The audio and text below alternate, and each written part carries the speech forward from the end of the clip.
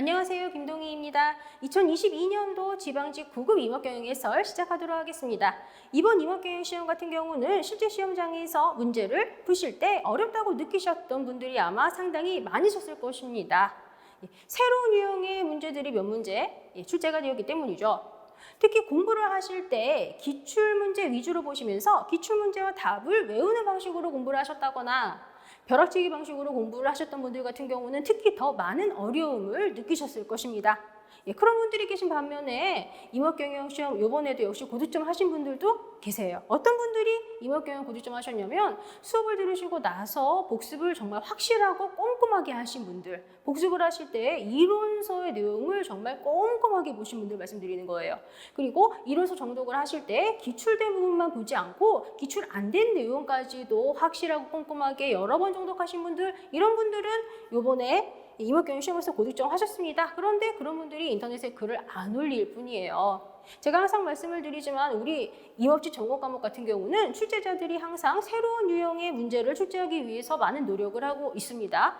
새로운 유형의 문제가 출제가 될 때 답을 찾기 위해서는 기초가 탄탄하게 확립이 되어 있어야 되고, 그리고 이론의 이해가 확실하게 이루어져 있어야, 그래야 새로운 유형의 문제가 출제되었을 때 답을 찾을 수가 있는 것입니다. 그런데 상당히 많은 분들이 공부하실 때 보면 기출문제랑 답만 외운다거나 모의고사 문제랑 답만 외운다거나 이론서 활동을 하실 때에도 기출된 부분만 읽어본다거나 이렇게 공부하신단 말이죠. 그렇게 공부하시면 안 되고요. 이제는 전보다 더 확실하게 이해할 수 있도록, 그리고 기초가 더 탄탄하게 확립될 수 있도록 공부하셔야 됩니다. 그렇게 되기 위해서는 복습을 하실 때 이론서를 꼼꼼하게 확실하게 읽는 것이 바탕이 되어야 된다는 것이고요. 그래서 내년에 새로 임업직 시험을 보실 계획이 있으신 분들, 또는 다시 한 번 더 임업직 시험에 한 번 더 도전하실 분들, 그런 분들 같은 경우는 정말 더 확실하게 공부하실 수 있도록 그렇게 앞으로 준비하셔야 되겠습니다. 그러면 본격적인 시험 해설을 진행하기 전에 우리 교재 기준으로 각 파트별 출제 빈도를 먼저 말씀을 드려보도록 하겠습니다. 우리 교재 기준으로 파트 1 같은 경우는 이번에 한 문제가 출제가 되었습니다. 그리고 파트 2는 6문제가 출제가 되었습니다. 그리고 파트 3는 4문제가 출제가 되었고요. 파트 4는 1문제가 출제되었습니다. 그리고 파트 5는 3문제, 파트 6도 3문제, 그리고 법률 문제가 2문제가 출제가 되었습니다. 그래서 보시는 것처럼 파트 2 부분이 20문제 중에서 6문제씩이나 출제가 될 정도로 굉장히 중요한 파트입니다. 그래서 우리가 이론 수업을 진행하면서도 파트 2에서 제일 많은 시간이 이제 소요가 됐었죠. 파트 2 굉장히 중요한 부분이었습니다. 그리고 파트 3도 역시 또 이렇게 4문제씩이나 출제가 되었습니다. 그리고 올해 이렇게 법률이 2문제 출제되었는데, 법률 2문제 중에서 한 문제는요, 파트 3의 내용, 교재에 있는 내용을 보고서도 답을 찾을 수 있는 그런 사항이 한 문제 출제가 되었어요. 그래서 공부를 이제 새로 하실 계획이라거나 하신 분들 같은 경우는 파트 2 부분이 이렇게 중요하다라는 것 정도는 미리 알고 새로 진입을 하시면 더 좋겠습니다. 그리고 또 이번에 20문제 중에서 계산 문제가 또 6문제가 출제가 되었습니다. 계산 문제가 6문제가 출제되었습니다. 사실 20문제 중에서 계산 문제가 6문제다라고 하는 건요, 상당히 높은 비중을 차지하고 있다고도 볼 수 있습니다. 사실 계산 자체가 어렵지는 않아요. 그렇죠? 계산 자체가 어렵지는 않은데, 이번에 출제가 된 것을 보면은 공식을 확실하게 알고 있어야, 그야말로 정말 확실하게 이해하고 있어야, 그래야 계산할 수 있도록 그렇게 좀 출제가 되었죠. 그래서 공부하실 때 나는 정말 수학 또는 뭐 산수 이런 게 정말 자신 없다, 난 계산 문제 버리고 싶어, 이렇게 생각하시는 분들 많이 계신데요. 계산 문제 절대 버리면 안 됩니다. 6문제 이 정도면 굉장히 높은 그런 비율이라고 볼 수 있습니다. 그럼 이제 본격적으로 해설 시작하겠습니다. 먼저 문제 1번. 산림경영의 지도 원칙 중에서 수익성의 원칙에 대한 설명으로 옳은 것을 물어보는 문제입니다. 사실 1번 문제 같은 경우는요, 굉장히 기본적인 문제라고 볼 수 있는 그런 부분이죠. 이건 무조건 맞추셔야 되는 그런 문제예요. 수익성의 원칙이라고 하는 거, 이거는 공공성의 원칙과 더불어서 산림경영에 있어서 최고지도 원칙이다. 이게 맞는 얘기가 되는 것이죠. 그리고 이 수익성의 원칙이라고 하는 것은요, 수익액의 최대가 되게 하자가 아니라 수익률이 최고가 되게 하자. 그게 수익성의 원칙이다라는 거, 그것도 우리가 같이 알고 있어야 됩니다. 그러면 여기 1번 보시면요, 합리성의 원칙 또는 합목적성의 원칙이라고도 한다. 이거는 뭐에 대한 설명이냐면, 이거는 경제성의 원칙에 대한 설명이 되죠. 이거는 경제성의 원칙에 대한 설명입니다. 그리고 여기 3번 보시면 국민 또는 지역 주민의 경제적 복리 증진을 최대로 달성하도록 운영해야 한다는 원칙. 이거 3번 보기 같은 경우는 공공성의 원칙에 대한 설명이죠. 공공성의 원칙에 대한 설명입니다. 그리고 여기 4번 보시면 벌기 평균 제작 생산량이 최대가 되는 벌기량을 택함으로써 구체화된다. 이거는 생산성의 원칙에 대한 설명이 됩니다. 생산성의 원칙에 대한 설명. 그래서 1번은 경제성의 원칙, 그리고 2번이 정답, 3번은 공공성의 원칙, 4번은 생산성의 원칙이라고 하는 것입니다. 그래서 1번의 정답은 이제 2번. 거의 대부분 1번 문제는 무조건 맞춰야 되는 문제 위주로 출제되는 거 아시죠? 예, 요건 아마 다 맞추셨을 것으로 생각해도 되겠죠. 2번 보도록 하겠습니다. 회기년 길이의 장단 결정 시 고려 사항에 대한 설명으로 옳지 않은 것을 물어보는 문제이고요. 정답은 1번이 됩니다. 수종의 구성 상태, 개선 측면에서 볼 때 긴 회기년이 유리하다가 아니고요. 짧은 회기년이 유리하다가 되어야 됩니다. 지금 이 사항 같은 경우는 우리 교재에서 회기년 길이의 장단에서 고려할 사항, 우리 교재 내용을 보시면 첫 번째로 조림관계와 관련된 사항이 나옵니다. 그 조림관계와 관련된 사항이 1번 보기와 3번 보기 이 두 개하고 같이 연결이 된 사항이 되는 것입니다. 예, 짧은 회기년을 채택을 하면 산림에 내가 자주자주 들어가게 되는 것입니다. 예, 그러면 내가 산림에 자주 들어가면 자주 관리를 하게 되기 때문에 수종의 구성 상태 개선도 역시 자주 확실하게 할 수가 있단 말이죠. 그래서 수종의 구성 상태 개선 측면에서 볼 때 긴 회기년이 아니라 짧은 회기년이 유리하다. 자주 들어가서 확실하게 관리를 해줘야 수종 구성 상태 개선도 확실하게 잘 이루어질 수 있다라는 것입니다. 이번에 정답 1번이고요. 3번 보도록 하겠습니다. 전통적인 법정림에 대한 박은하의 비판을 반영한 법정 조건으로 옳지 않은 것을 물어보는 문제이고요. 정답은 4번이 됩니다. 지금 이 문제 같은 경우 지방직 대비 모의고사에서도 이런 비슷한 문제를 다룬 기억이 나시는 분도 계시겠고 안 나는 분도 계시겠죠. 일단 이 박은하라고 하는 사람은 어떤 얘기를 했냐면요. 종래의 법정림의 개념이 너무 현실을 무시하고 이상적인 상태를 강제로 정형화하려고 하는 오류를 범하고 있다라고 얘기를 했습니다. 그래서 이 박은하라고 하는 사람은 이 법정 상태는 경영 목적에 따라서 달라야 되고, 그리고 각각의 목표에 부응해서 실현 가능한 시업장의 기준이 되지 않으면 안 된다라고 얘기를 했다고요. 그런 측면에서 법정 조건은 수종의 혼용 및 품종에 대한 경영적으로 최적의 상태로 구성이 되어야 한다. 교통 그리고 운반시설 잘 갖추어져 있어야 한다. 그리고 피해에 대한 보호 조직이 준비가 되어 있어야 한다. 외에도 임지가 최적의 상태로 유지, 보존되어야 한다는 사항이 있고요. 임지가 최적의 상태로 유지, 보존되어야 한다라는 사항이 있고, 그리고 임목의 갱신 및 보육이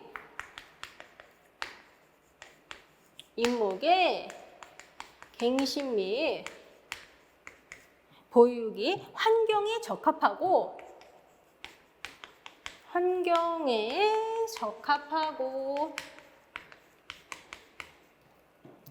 효과가 있도록 구성되어야 한다. 효과가 있도록 구성되어야 한다. 예, 이런 두 가지 사항까지 포함해서 총 5가지가 이 바그너의 비판을 반영한 법정 조건이 되는 것입니다. 그래서 이렇게 임대가 최적 상태 유지 보존되어야 한다. 그리고 임목의 갱신 보유기에 환경에 적합하고 효과가 있도록 구성되어야 한다까지 같이 기억해 주시면 되겠고요. 3번의 정답은 4번. 균등한 노동력이 투입되어야 한다. 이런 사항은 없습니다. 사실 이 문제는 어떻게 보면은 어려운 문제는 아니에요. 그죠? 어려운 문제는 아닌데, 그런데 지방지도의 모의고사라거나 아니면은 뭐 우리 이론 수업 진행을 하면서 다뤘었던 것들, 그런 것들 이제 확실하게 복습을 하셨으면 답을 찾으셨겠죠? 일단 기본적으로 이론서를 확실하게 보셨으면 이 문제는 답을 찾으셨어야 되는 문제입니다. 그리고 이제 4번 문제 한번 볼게요. 4번 문제는 무조건 답을 찾아야 되는 아주 기본 중에 기본이라고 볼 수 있는 문제죠. 4번 문제. 가본부터 라본까지 들어갈 말을 바르게 연결한 것이 무엇이냐라고 하는 문제입니다. 지금 보니까 연년생장량 곡선, 평균생장량 곡선 이런 것들에 대해서 얘기를 하고 있는데요. 그림으로 한번 나타내 볼까요? 우리 연년생장량 곡선과 평균생장량 곡선 같은 경우는요, 뭐 워낙에 문제풀이 뭐 이럴 때에도 많이 다뤘었던 그런 부분이죠. 기출문제에서도 상당히 많이 숙제가 된 거 다 확인하셨을 것이고요. 우리가 그림 이런 식으로 그려볼 수가 있죠. 지금 이게 뭐예요? 지금 이거는 평균 생장량 곡선입니다. 그죠? 평균 생장량 곡선이고요. 그리고 이게 연년 생장량 곡선이다. 아닌 거죠. 그죠? 그래서 이 연년 생장량 곡선과 평균 생장량 곡선이 지금 어디서 만나고 있어요? 평균 생장량 곡선이 최고에 달하는 시점, 이 시점에 이 두 곡선이 만나고 있는 것을 볼 수가 있고요. 그리고 이 두 곡선이 만나기 전에는 연년 생장량이 더 크죠. 그런데 만난 이후에는 평균 생장량이 더 크다라는 거예요. 그리고 생장 측면에서만 보면 평균 생장량이 최고에 달하기 전까지는 벌채하지 않고 두는 것이 효율적이죠.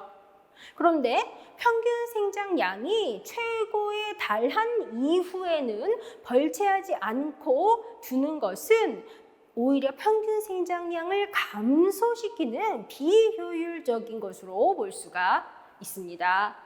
그래서 이거 문제 4번의 정답은 2번. 2번이 되는 것입니다.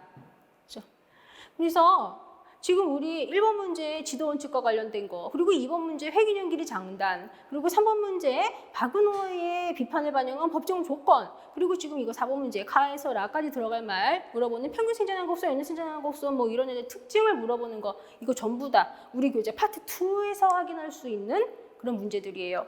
그리고 특히 이런 1번 문제, 뭐 4번 문제 이런 것들, 뭐 2번 문제도 마찬가지지만 이런 것들은 우리가 무조건 답 찾을 수 있어야 돼요. 공부를 제대로 했다고 친다면. 그렇죠? 그리고 이제 5번 문제로 한번 가보도록 하겠습니다. 산림자원의 조성 및 관리에 관한 법률 제8조에 따른 산림의 기능별 부분에 해당하지 않고, 지금 이 문제 법률 문제죠. 법률 문제인데 법률의 내용을 보지 않았어도 우리 이론서 파트 3 내용만 확실하게 알고 있어도 답 찾을 수 있는 문제. 그렇죠? 기능별 부분에 해당하지 않는 거. 경관의 개선. 5번의 정답은 2번이 됩니다. 우리 산림의 기능 6가지로 구분하고 있는 거 다 알고 있죠. 그죠? 그걸 생각하면 된다고요. 그래서 산림의 기능별 구분, 수원하면 목재 생산, 산림재해 방지 외에 어떤 3가지가 있냐면 자연환경 보전, 자연환경 보전, 그리고 또 생활환경 보전,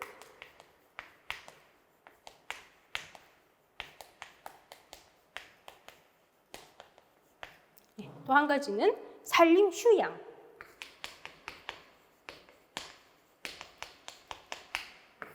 이렇게 1번, 3번, 4번 보기와 지금 제가 실판에 적은 거 이 3가지 합해서 산림의 기능별 구분을 6가지로 구분된다. 이거는 기본으로 알고 있어야 돼요. 자꾸만 지금 제가 계속해서 기본이라는 말씀을 많이 드리는데요. 아마 왜 이게 자꾸 기본이라고 하지라고 이제 생각을 하시는 분들도 계실 거예요. 그런데 워낙에 많이 출제가 됐었던 그런 부분이고요. 정말 확실하게 알고 있어야 되는 그런 문제들이 지금 5번까지 출제가 된 것입니다. 그리고 이 5번까지 출제된 이런 사항들 같은 경우는 뭐 낯선 내용 뭐 이런 것들이 아니에요. 그죠? 그래서 5번의 정답은 2번입니다. 그리고 이제 6번으로 한번 가보도록 하겠습니다. 국유림 경영계획에서 임목 생산에 대한 설명으로 옳지 않은 거 물어보는 문제입니다. 이거 답 3번입니다. 3번. 이거 우리 교재 기준으로 파트 3 내용이죠. 파트 3 부분을 보면 벌기령 표가 있어요. 벌기령 표에서 기타 화력수의 국유림 일반 기준 벌기령은 60년이다. 60년이다라는 것을 확인을 하실 수가 있으십니다. 그래서 서나무 일반 기준 벌기령은 60년. 기타 화력수. 국유림 기준으로 기타 화력수의 일반 기준 벌기령 60년이라는 거. 이걸 암기하고 계셨다면 답이 3번이라는 것을 찾으셨어야 되는 그런 문제가 되는 것입니다. 7번 보도록 하겠습니다. 인분 생장에 대한 설명으로 옳지 않은 것을 물어보는 문제이고요. 정답은 4번이 됩니다. 하층 간벌 직후 단위 면적 단위 적은 간벌 전과 비교해서 증가한다가 아니라 감소한다 이렇게 되어야 됩니다. 일단 하층 간벌이든 상층 간벌이든 어쨌든 간벌을 실시했다는 것은요.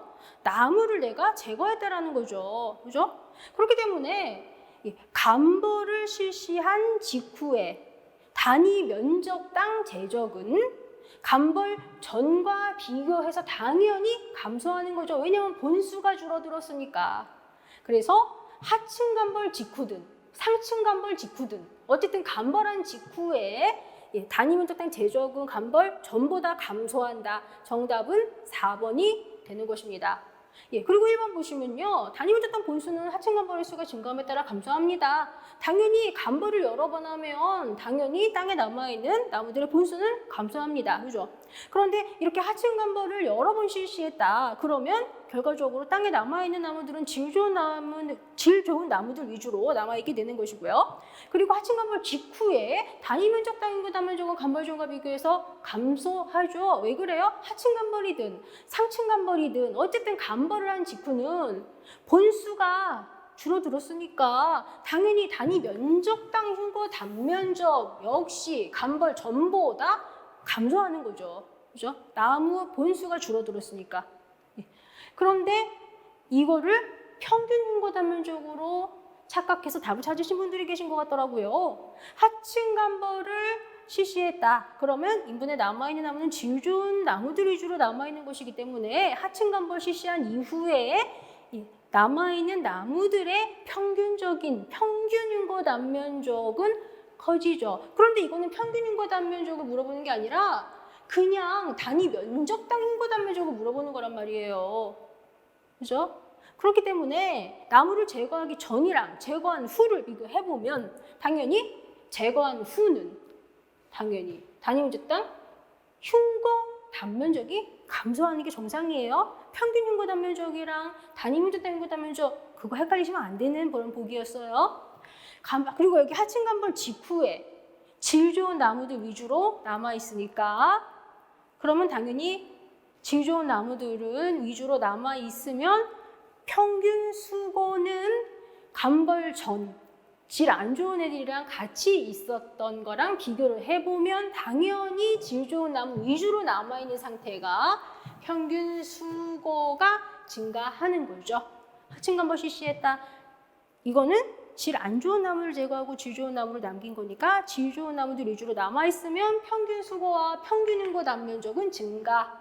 그런데 간벌 직후에 단위 면적당 흉고 단면적은 감소. 그렇죠? 헷갈리시면 안 되는 그런 거예요. 그래서 7번의 정답은 4번이고 이것도 역시 우리 교재에서 파트 2에서 확인하실 수 있으십니다. 8번 보도록 하겠습니다. 조사목별 수고를 이용해서 3점 평균 수고를 계산하고 그리고 그 결과값을 1m 간략한 적용 수고를 구할 때 가부터 다까지 들어갈 값을 바르게 연결한 것이 무엇이냐라고 하는 문제입니다. 지금 이 문제 같은 경우는 우리 교재에서 파트 5 부분으로 볼 수 있는 부분이고요. 그리고 이거는 아마 기사를 최근에 따셨다거나 하신 분들은 어렵지 않게 아마 답을 찾으셨을 그런 부분입니다. 그런데 지금 이 사항과 관련된 거는 우리 교재에서는 그냥 이제 텍스트로만 이제 언급을 하고 있었던 이제 그런 부분이고요. 일단 이제 3점 평균 수고라고 하는 것이 나왔으니까 그게 어떻게 계산을 하게 되는 것인지 먼저 한번 말씀을 드려보도록 하겠습니다.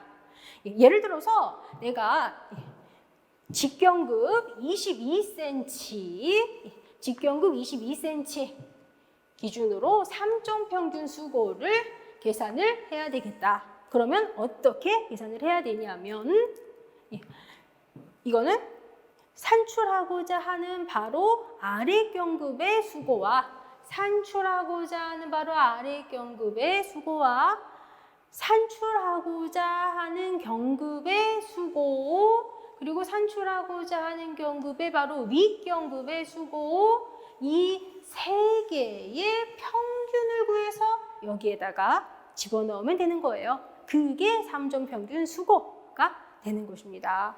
그러면 직경급 22cm 기준의 3점 평균 수고는 어떻게 계산을 하냐? 구체적으로 10.2 플러스 11.5 플러스 14.6 나누기 3 이렇게 계산을 하게 되는 것입니다. 그럼 10.2, 11.5, 14.6 얘네를 합해주고 나누기 3을 딱 했더니 이 결과값은 12.1이라고 하는 결과가 나오게 됩니다. 그래서 여기는 12.1 이게 들어가게 되는 거예요.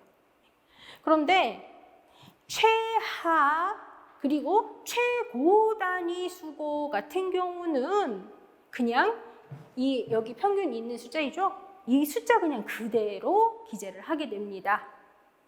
그래서 이거는 지금 딱 3개밖에 없으니까 이렇게 최하, 최고 단위 수고는 그대로 기재를 하기 때문에 여기는 그냥 10.2 그리고 여기는 그냥 14.6이 되는 거예요.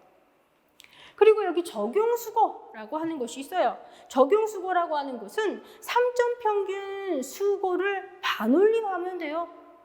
3점 평균 수고 반올림한 거 그게 적용수고예요. 4, 4, 5 입한다라는 얘기예요.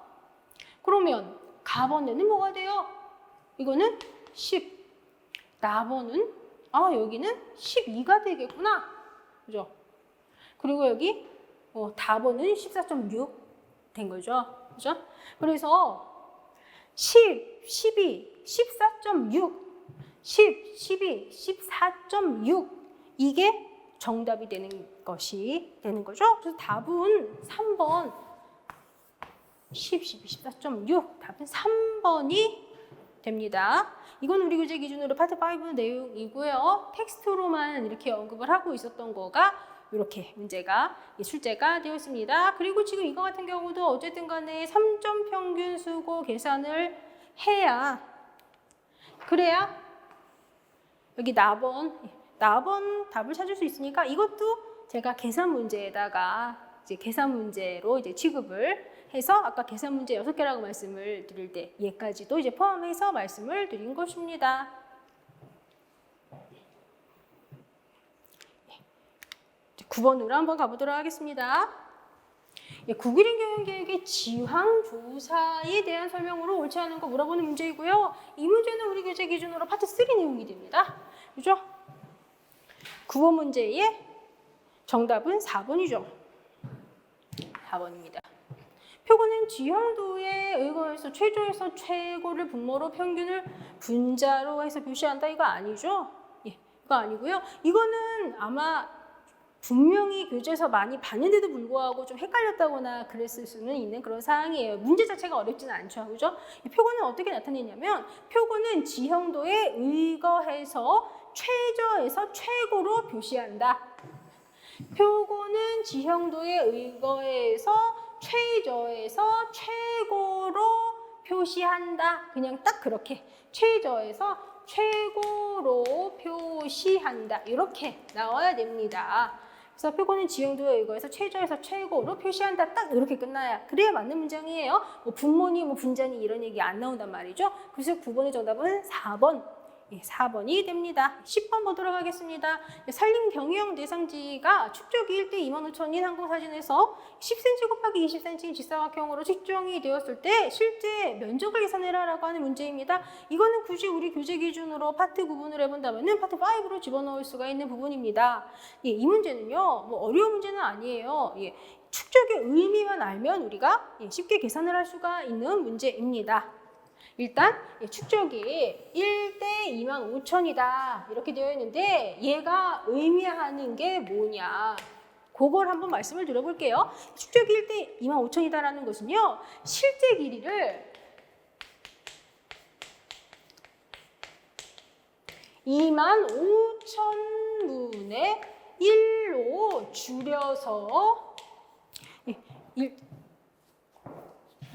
줄여서 지도에 표시를 했다는 것을 의미를 하는 것입니다. 그래서 여기 지금 10cm 이렇게 나와 있는 거 있죠? 이거는 실제 길이를 25,000분의 1로 줄인 게 10cm다 이 얘기고요. 여기 20cm 이것도 역시 실제 길이를 25,000분의 1로 줄인 게 20cm다 이 얘기예요. 그러면 저기 10cm, 20cm 이렇게 나와 있는 거를 우리가 실제 길이로 환산을 해보면 어떻게 되겠어요? 10cm로 지도에 표시가 된 것을 실제 길이로 환산을 하려면 25,000을 곱해주면 되겠죠. 그죠? 그러면 이거는 25만 cm가 되겠죠? 그리고 20cm로 표시가 된 거, 이거 20cm, 이것도 실제 길이로 환산을 한다면 20cm 곱하기 25,000을 하면 그러면 실제 길이로 환산을 한 결과가 되겠죠. 그래서 50만 cm, 얘는 25만 cm, 이게 실제 길이라고 하는 거예요. 그러면 25만 cm는 미터로 바꾼다면 어떻게 되겠어요? 이거는 2,500m가 되겠죠. 그리고 50만 cm, 이것도 미터로 바꾼다면 5,000m가 되겠죠. 그래서 여기는 2,500m, 얘는 5,000m, 이게 실제 길이가 되는 거예요. 그리고 이렇게 실제 길이를 계산을 하고 이 실제 길이를 이용해서 우리가 실제 면적 계산을 해야 됩니다. 그러면 2,500m 곱하기 5,000m 이거를 딱 계산을 해보면 그 결과가 어떻게 되냐?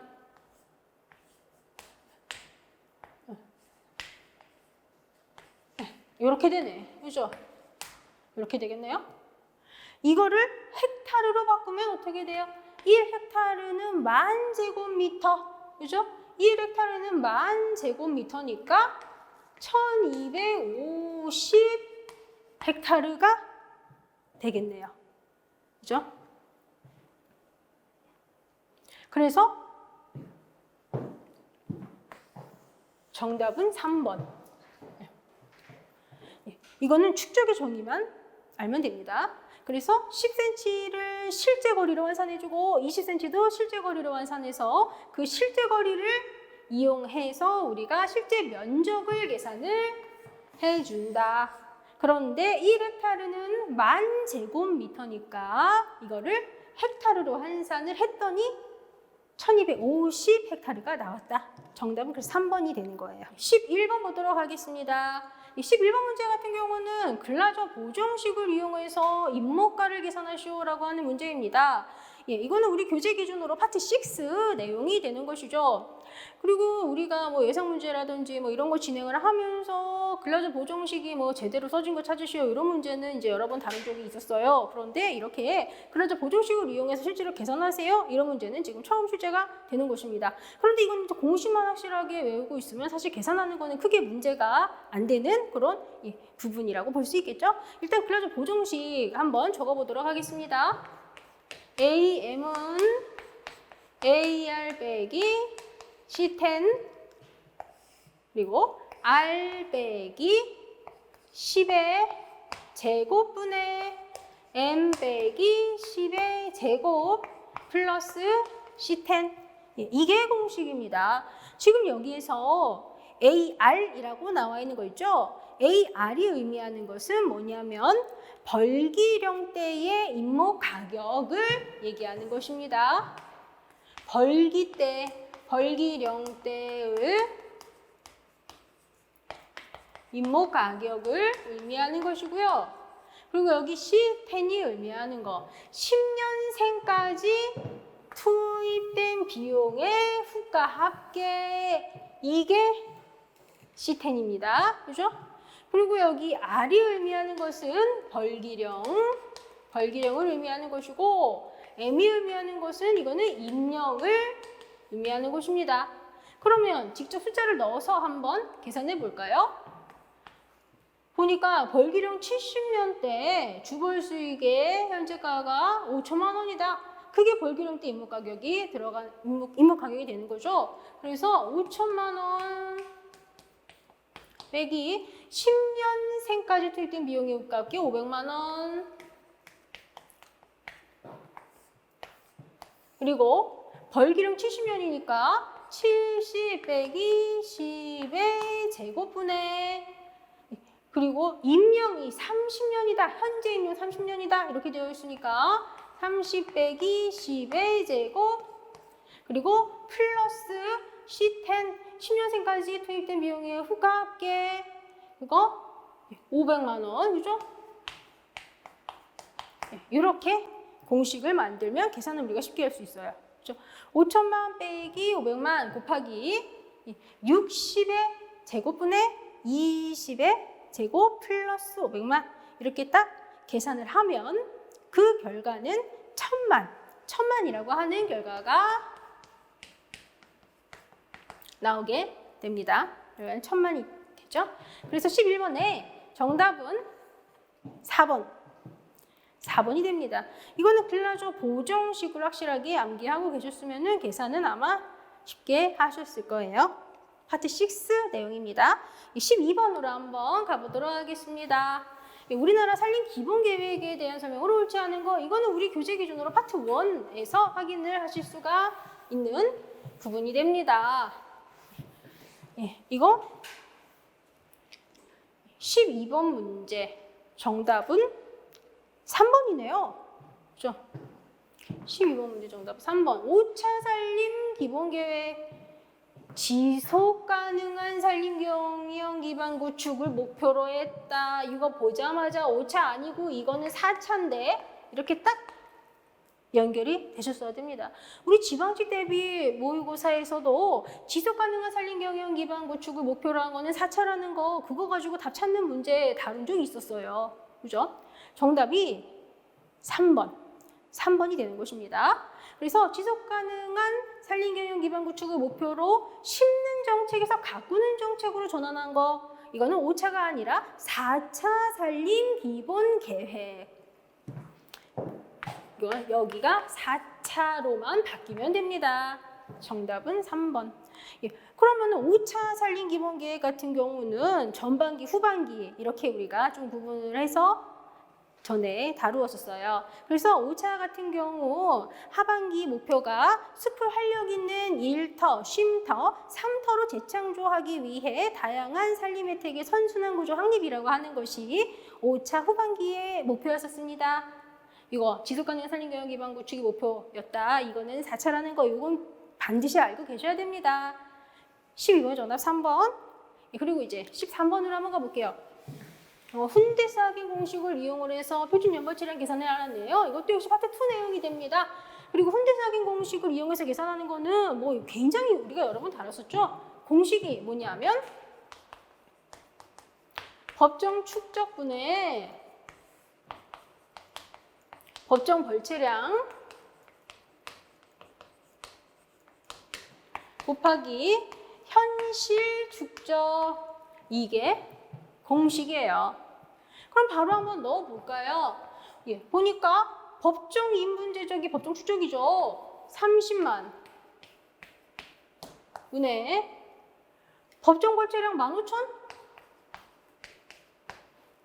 곱하기 현실 축적 25만? 네. 네, 이게 공식이 됩니다. 그죠? 그래서 30만 분의 15,000 곱하기 25만 딱 계산을 했더니 결과는 12,500이 되네. 그죠? 12,500이 됩니다. 그래서 13번의 정답은 2번. 2번입니다.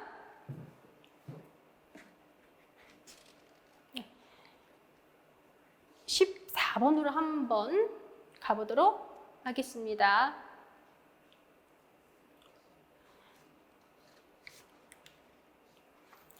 14번 문제. 산림 관련 법률이 정한 기본계획의 수립 기간에 대한 설명 옳지 않은 거. 항상 말씀드리지만 법률 보실 때 5년이냐 10년이냐 이런 거 관련한 문제가 굉장히 많이 나온다라고 여러 번 말씀을 드렸었거든요. 그래서 이거 역시 5년이냐 10년이냐 이거 물어보는 문제입니다. 14번 문제의 정답은 2번입니다. 2번입니다. 산림보건 기본계획은 5년이 아니라 10년. 10년마다 수립한다. 그래서 14번 문제의 정답은 2번입니다. 10년마다 수립한다. 이렇게 산림보건 기본계획이 10년마다 수립한다라는 것은요, 산림자원의 조성 및 관리에 관한 법률 42조에서 확인을 하실 수 있으십니다. 14번 정답 2번. 15번 보도록 하겠습니다. 임시평가 방식 적용에 대한 설명을 옳지 않은 것을 물어보는 문제이고요. 정답은 4번입니다. 지금 이 15번 문제 같은 경우는 우리 교재 기준으로 파트 6에서 확인을 하실 수 있는 부분입니다. 임지를 다른 용도로 전환시킬 예정지에 대한 평가 방법은 간접사례 비교법입니다. 간접 사례 비교법이다. 그래서 이 간접 사례 비교법이라고 하는 거, 이거는 임지를 대지 등으로 조성을 했을 경우에 대지 가격에서 조성비 등을 공제해서 역산적으로 구한 가격을 비교해서 평가에 산출하는 방식이고요. 이 간접 사례 비교법, 이게 임업 대상지로서의 임지 평가 방법이 아니고 임지를 다른 용도로 전환시킬 예정지에 대한 평가 방법이 되는 것입니다. 그래서 임지를 다른 용도로 전용시킬 경우 이렇게만 나와 있지만 임지를 다른 용도로 전환시킬 예정지에는 간접사례 비교법을 쓴다. 이거 꼭 기억해 주세요. 정답 4번이 됩니다. 그리고 여기 임지비용가법이라고 하는 게 지금 여기 1번에서 나와 있습니다. 이 임지비용가법을 적용할 수 있는 경우는 여기 1번 보기에서 설명하고 있는 것처럼 임지에 투입된 비용을 회수하고자 할 경우 그때 임지비용가법을 적용을 하고요. 그 외에도 토지 소유자가 토지에 투입한 자본의 경제적인 효과를 분석하고 검토하고자 할 때에도 임지비용가법을 적용을 할 수가 있습니다. 그리고 2번을 보시면은요, 인공조림에 의한 개발조림 작업을 연구하고자 할 때 이때 임지기만가법을 적용한다 이렇게 얘기를 하고 있습니다. 기본적으로 임지기만가 계산식이라고 하는 것은 개벌을 실시하는 임지를 대상으로 하고 있습니다. 그리고 또 무인목지에 조림을 해서 시업을 시작을 한 후에 영구적으로 일정한 벌기마다 같은 시업을 반복적으로 하는 경우 그때 우리가 임지기만가 계산식을 적용을 하고 있죠. 그래서 우리가 임지기만가를 계산을 할 때에는 무한정기수 이입의 정가합계식이라고 하는 것을 이용을 하는 것이고요. 그리고 3번에 보시면 택벌림처럼 연년 수입이 있는 경우에는 수익환원법을 적용을 한다. 이것도 기출지문으로 보신 부분이 됩니다.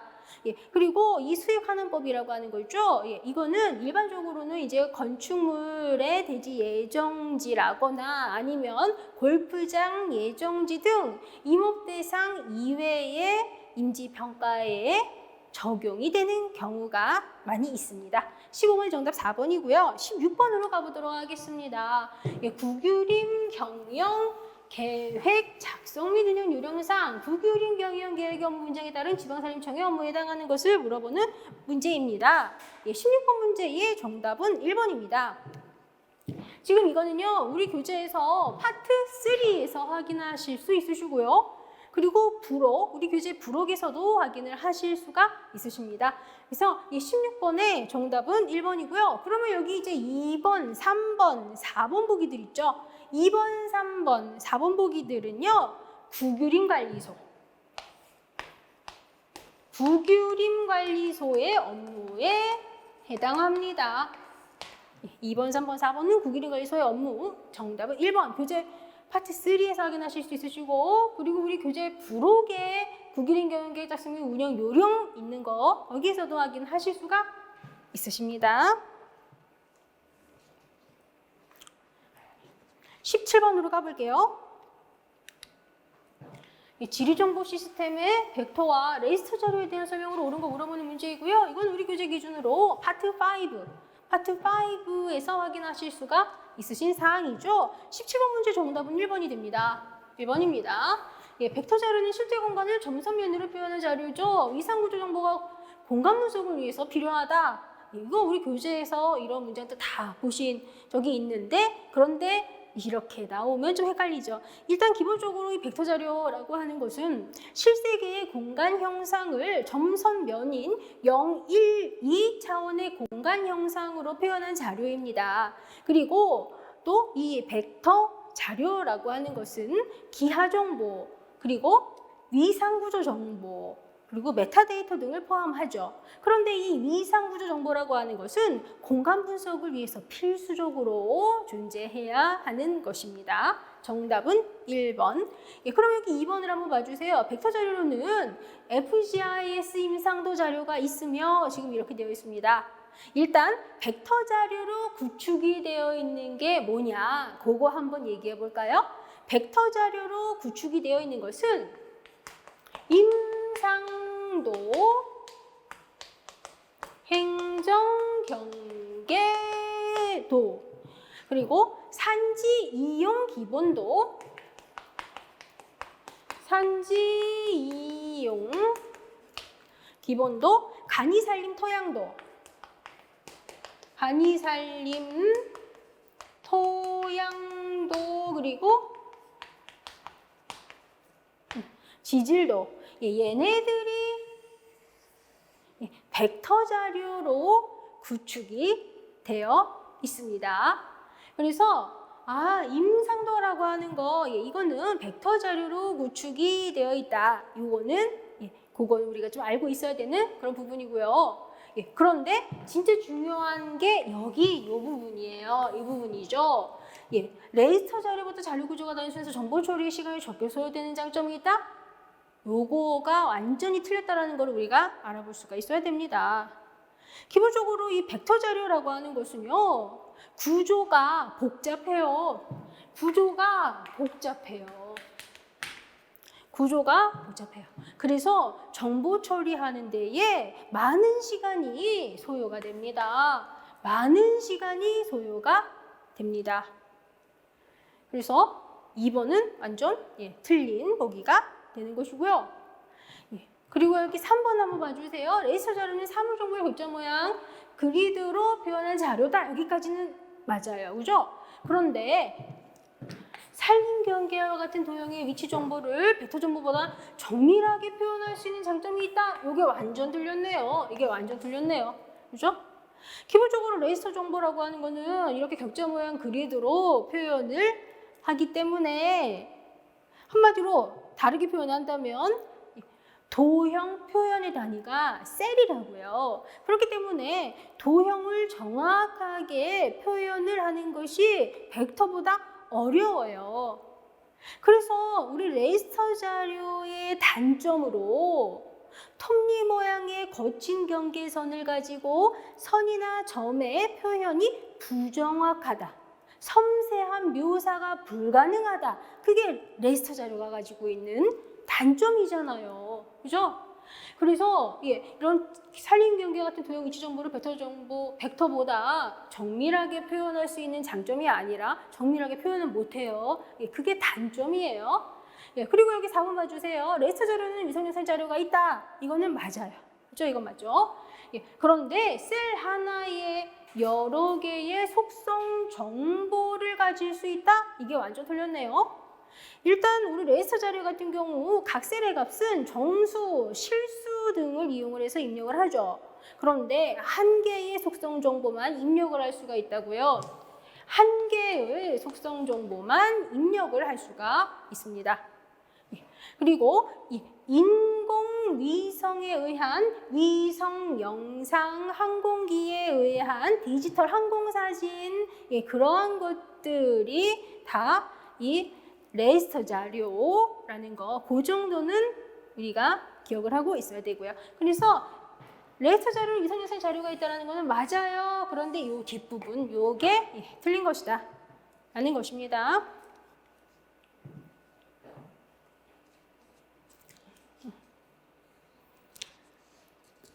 그리고 그래서 17번 정답 1번이고 18번으로 한번 가보도록 하겠습니다. 18번 문제, 이거 파트 4 내용이네요. 그죠? 그래서 고정비 1,000만 원을 투입을 해서 소나무 원목 300세제곱미터를 생산해갖고 목표 이익 2,000만 원을 달성하기 위한 원목 판매 단가가 얼마냐 물어보고 있는 내용입니다. 우리 교재에서 파트 4 내용인데요. 이거는 목표 이익을 달성하기 위한 매출량을 계산하는 공식을 알아야 되겠죠?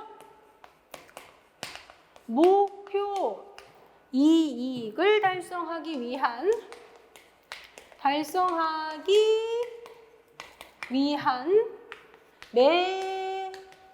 매출량을 계산하는 공식을 알아야 된다. 목표 이익을 달성하기 위한 매출량 계산 공식. 이거는 공식으로 한번 적어본다면 FC 플러스 R 나누기 P 빼기 V, 이게 공식이 됩니다. 여기서 FC가 의미하는 것은 뭐냐면 고정비예요. 그죠? 고정비. 그리고 여기 R, 이게 목표 이익. 그리고 여기 P, 이 P가 의미하는 거, 이게 단위당 판매 단가예요. 이게 단위당 판매 단가예요.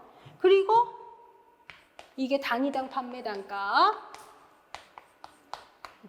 그리고 여기 소문자부의 이게 단위당 변동비. 이렇게 내려간다고요. 그래서 이거 P가 단위당 판매 단가라는 거예요. 그러면 이 공식을 알면 계산 끝이죠. 한번 숫자 한번 넣어 볼까요? 지금 고정비 1,000만 원, 목표 이익이 2,000만 원, 나누기 P 빼기 단위당 변동비 10만 원. 이렇게 했더니 이 목표 이익을 달성하기 위한 매출량, 그게 이만큼이란 얘기예요. 공식을 만들어 보면 이렇게 공식이 만들어져요. 그러면 1,000만 원 플러스 2,000만 원 나누기 P 빼기 10만, 이렇게 계산한 결과가 300이다. 그렇다면 여기 P는 뭐가 되어야 되겠어요? P는 이거는 그렇다면 20만이 되어야 되겠구나. 그죠? 그래서 P는 20만이 되어야 되겠구나. 18번의 정답은 그래서 2번이 되는 것입니다. 19번 보도록 하겠습니다. 19번 문제 같은 경우는 우리 교재에서 파트 3에서 확인하실 수 있는 사항입니다. 이 사항들은 기출문제에서도 여러 번 보셨고요. 그리고 여러 가지 문제풀이 부분에서도 많이 보신 그런 부분이죠. 19번 문제 정답은 3번입니다. 3번이죠. 19번 문제 정답은 3번입니다. 일단 모수 작업하는 한 개 벌채구역 면적은 5만 제곱미터 이내로 하죠. 그리고 벌채구역 사이에는 폭 20m 이상의 수림대를 담겨두어야 하고요. 그리고 또 표고재배용 나무의 골라배기 비율은 제적을 기준으로 50% 이내로 할 수 있습니다. 그래서 모수 작업하는 한 개 벌채구역 면적은 5만 제곱미터 이내에 그리고 수림대는 20m 이상의 수림대 그리고 표고재배용 나무의 골라배기 비율은 제적 기준으로 50% 이내 19번의 정답은 3번. 요거는 그냥 교재 내용 있는 거 그대로 그냥 괄호만 채우면 되는 그런 부분입니다. 파트 3에서 확인하실 수 있으시고요. 20번으로 가보도록 하겠습니다. 지금 이거 이목평가에 계산하세요. 이거 같은 경우 파트 6 내용입니다. 그런데 여기서 임목 소유자가 임목을 직영 생산을 할 때 그때 어떤 공식을 이용을 해야 되냐 그걸 생각을 해야 되는 것이죠. 우리 지방지 대비 모의고사 마지막 기차에서 자금회전법이라고 불리우는 거 미국에서 자금회전법으로 알려져 있는 공식 찾으세요. 이런 문제가 있었는데 생각나실란가 모르겠네요. 그 공식을 이용을 해야 되는 것이죠. 그러면 그 미국에서 자금회전법으로 알려져 있는 공식 한번 적어볼까요? X는 A 빼기 B 가로 열고 1 플러스 LR 이게 공식이에요. 미국에서 자금회전법으로 알려져 있는 이 공식이 우리가 일반적으로 계산을 하던 시장가 역선법이랑 비교를 해보면 XLR만큼 임목가가 높게 나타나는 특성을 가지고 있는 거죠. 그래서 이게 임목 소유자가 직영 생산할 때 이 공식을 이용을 한다고요. 그러면 지금 공식을 썼으니까 한번 숫자 한번 넣어볼까요? 여기 A라고 하는 거는 뭐예요? A라고 하는 거는 원목 시장 가격입니다. 원목 시장 가격. 그리고 여기 B라고 하는 거, 이건 간단하게 이제 비용이에요. 그죠? 그리고 여기 L이라고 하는 것은 자본 회수 기간입니다. 그리고 여기 R이라고 하는 거는 월이율이죠. 공식을 썼으면 그냥 그대로 적용하면 돼요. 그러면 지금 주어진 딱 내용을 보니까 원목 시장 가격이 얼마예요? 30만 원. 단위 제적당 최기 시장 가격 30만 원. 그죠? 그래서 30만 원 빼기 비용 단위 제적당 생산 비용 15만 원. 15만. 그리고 1 플러스 회수기간 투하자본 회수기간 4개월 4 곱하기 정상이윤 5% 월이율이라고요. 그죠? 이거 0.05 이렇게 계산을 하면 30만 빼기 15만 가로 열고 1 플러스 4 곱하기 0.05 이렇게 딱 계산을 해보면 이건 얼마가 나와요? 이거는 12만이라고 하는 결과가 나옵니다. 그런데 계산에 적용이 된 게 뭐예요? 시장가격 단위 제적당 그리고 생산 비용도 단위 제적당이에요. 결과적으로 이거는 단위 제적당 12만 원 이 얘기잖아요. 그런데 낙엽송 인분에서 400세제곱미터의 임목을 생산을 하겠대요. 만약에 우리한테 물어보는 게 단위 제적당 임목 평가액을 물어봤다면 여기서 끝났겠지만 이거는 그게 아니죠. 그렇기 때문에 단위 제적당 12만 원이다라고 하는 결과가 나왔으니까 전체 400세제곱미터라는 거를 생각을 해서 12만 곱하기 400 이렇게 해서 4,800만이라고 하는 값. 이게 정답이구나. 이렇게 우리가 생각을 할 수가 있어야 됩니다. 네. 그래서 20번의 정답은 3번이 됩니다. 예, 이렇게 해서 이화경영 기출문제 해설을 해드렸는데요. 아마 해설을 들으시고서 딱 보니까 이거 그렇게 어려운 문제가 아니었구나. 내가 교재 내용을 좀 더 확실하고 꼼꼼하게 봤다면 답을 찾을 수 있었겠구나. 아니면 내가 긴장만 조금 덜 했다면, 시간만 좀 더 있었다면 내가 더 좋은 점수를 받을 수 있었겠구나. 이렇게 아마 많이들 생각이 드셨을 거예요. 사실 이거 계산하는 문제, 그리고 또 아까 전에 나왔었던 것처럼 글라저 보정식 이용하는 문제, 그런 것들 다 교재에서 본 건데, 그죠? 공식은 다 알고 있는데, 그런데 실제로 계산해라라고 하니까 갑자기 당황을 하고, 그죠? 이러다 보니까 실제 시험장에서 계산을 제대로 못하셨다거나 그러셨을 수가 있어요. 그죠? 항상 말씀드리지만 시험장에서도 너무 긴장하지 마시고 자신감 가지고 시험 보시라고 항상 말씀드리거든요. 너무 긴장하면 실제 실력 발휘가 또 안 된단 말이에요. 그리고 이렇게 이거 기출문제에서 진짜 계산하라는 거 본 적 없는데 딱 이렇게 생각이 딱 들면 더 어렵게 느껴져요. 그죠? 그렇지만 아까 말씀드린 것처럼 확실하게 기초가 밑바탕으로 깔려 있으면 계산해라 이런 문제, 공식은 아는데 실제로 계산해 본 적 없는 이런 문제가 나와도 계산은 문제 없이 할 수가 있겠죠?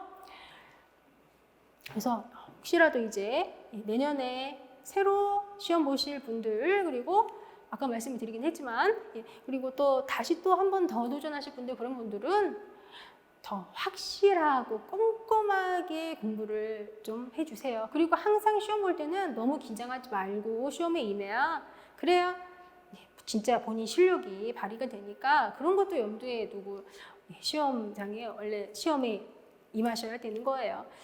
그런데 이제 이번엔 이제 일단 22년도 9급 시험은 이제 여기서 마무리가 되었죠.